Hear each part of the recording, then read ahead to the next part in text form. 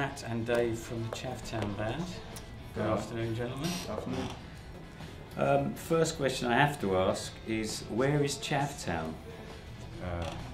It's in the hearts of all the children. Isn't there really one particular Chavtown where everyone's going to hate you for calling them Chavs and taking that name with you? Well, I lived in London when the band first came about, so it was kind of coined from there, really. Okay. I live in Southend now, and it's pretty much the same. Wherever you go, you take it with you. Exactly. Yeah. Okay. How would you describe the Chavtown Band's music?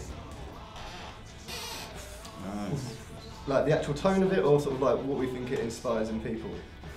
Both. Like the tone of it, I don't know, we sort of borrowed quite heavily from a few different styles. Like we started off as a folk band with like harmonicas and mandolins, and you know, we sort of had all these great ideas of getting all these different instruments involved, and sort of as one by one the sort of band changed, as people left to sort of follow career paths and, you know, go to university and things like that. I even went to university for a little while and came back, and then I was playing bass for a little while. Then we sort of just changed from this sort of folky sound that was like sort of spawned out of just sitting around a campfire in the woods up in London. There's sort of like one nice area of London that we found. It was like these sort of like wooded areas that they've called something completely different to try and distance it from the area that it's in. And it's all kind of like this folky sound that spawned from that. And then as members have changed, and you know, at first we were just acoustic, but then we got a drummer in, and then like our songs started changing to kind of reflect like a drum kit and what sort of power that can bring to the sounds. And it's still kind of like folky, but now we've kind of sort of moved on to a bit more of a sort of heavier, sort of like harder sound. And I know it's still sort of constantly changing. Now we've sort of like written a song recently that's just completely different. I couldn't imagine what like our mandolin player and banjo player and like harmonica player would play over the top of it. Too much distortion.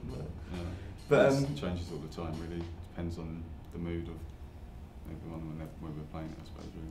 Yes. Well, you came recently to play at the Music Industry Live event, so thanks very much for that. Did you enjoy the event for a start? Oh yeah, no, we enjoyed it. It was definitely one of the it was one of the earliest gigs we played. I think we were on at about 1 o'clock in the afternoon, it being like, you know, college sort of time schedule thing, and it was a bit, you know, usually we're kind of like playing in a run-down boozer, as it were, and it's sort of everyone's a bit sweaty and a bit inebriated, and it was a really kind of stark contrast to the sort of gigs that we usually play. And between songs we usually used to applause and a bit of a rabble, but when we sort of stopped to go between songs of this gig, it was like the sound of all like the drum tech stuff going on in the background and all the bass guitars going off, and it was slightly weird at first, but you know, we soon got into our stride and got into it. Yeah, you played a great set, I thought. Yeah. Did you get a chance to see any of the other bands or the workshop events? Oh, the band that was on before us was really different actually. It was a almost like a live sort of drum and bass band with like a saxophone player and like an MC over the top of it. And it was just, you know, when we turned up, that's who was on stage. We thought, you know, we're in the right place. This is how are we going to follow that? Because it's sort of really loud, sort of like doof, doof, like thumping sort of tunes. And we thought, you know, it's really well produced and kind of like, oh, like. You know, it sounded really good. Yeah, it sounded really good. And like, you know, sort of one of the things that was like another stark comparison to like the gigs that we usually play was that there was just like completely different types of music playing there. So I think it shows off like the diversity of the whole thing. In fact, like you can get everyone involved rather than it just being something that you know rock band's going to do. You know, if you're into MC, if you're into drum and bass, you know, you can all come together and you know for the same sort of outcome. You're all looking for the same thing. That was quite interesting. Yeah.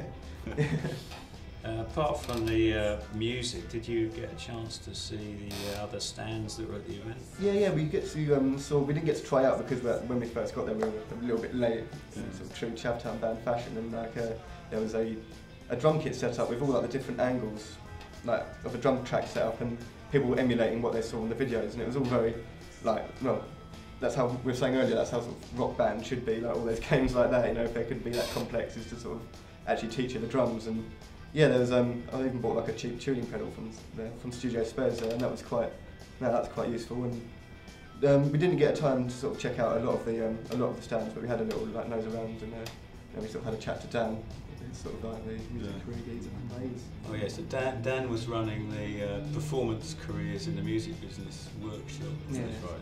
Yeah. So you know a bit about that because you're on the. Yeah, he was on the my mid career program, mentor yeah. on the course here, like you said. You know, so we'd meet up and just discuss, you know, what was going on as far as the gigs was playing, where I was playing, you know, put me in contact with promoters and things like that. And like there's a lot of promoters expect you to bring like 30, 40 people to a gig, So, you know, if you're just starting up and you haven't got a huge following already, you know, it's hard to get a gig under them sort of rules, but we found ways around it, you know, like, you know, with Dan we sort of discussed doing open mics and things like that, getting gigs off the back of them, and I don't know, it was quite helpful. Good, good. Well, what's next for the Chavtown Band now? Well, at the moment it's just sort of getting as many gigs as we can. We're trying to organise a tour in Europe with like a few promoters we've been talking to out there and trying to sort of bolster that up so it's more than just going out there for a weekend and coming back. See if we can go out there and stay out there for a few weeks at a time and sort of get our name about Europe.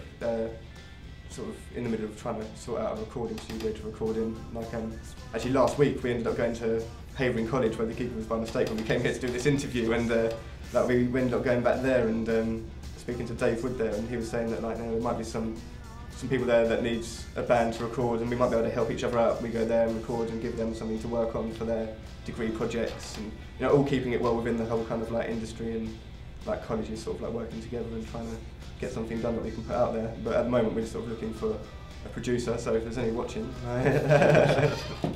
myspace.com/ChavTownBand music. So have you got a date for a release in mind? Well, it's sort of like it's a bit up in the air at the moment because we're going to try and do it ourselves. We've sort of recently had a bit of interest from other people who are sort of like looking to sort of help us out a bit and put it out for us. So if that comes off, it'll probably be sometime in June, probably. But I don't know, we'll probably put something out ourselves long before that because we just. Yeah, no, we like the DIY sort of aspect of it. We like having the sort of like we're a bit possessive over the control over it. Like we have to sort of really trust someone to like sort of I don't know. It's our creation, our child. But yeah, no, just sort of looking for a producer, looking for a studio recording and someone that can do it within the budget that we've kind of limited ourselves to.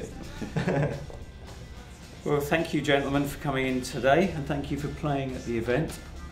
We'll be looking out for the singles when they come out, so thanks very much and best wishes for the future. Thank you. Thanks very much. Cheers.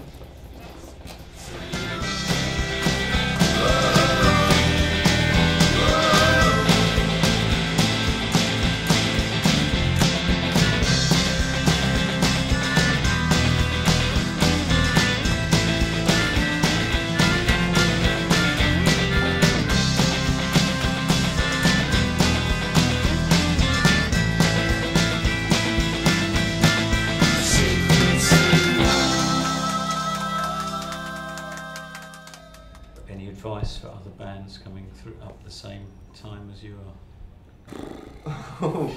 Like just keep at it, I suppuse. Yeah, like don't give up. Don't give up. Don't let your parents or your your bosses or anything like tell you you're doing the wrong thing. Like, Yeah.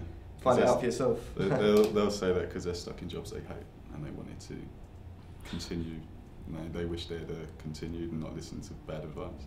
Or maybe it's bad advice telling people to continue. As long as you're having fun, whatever you do, it's all good. Yeah.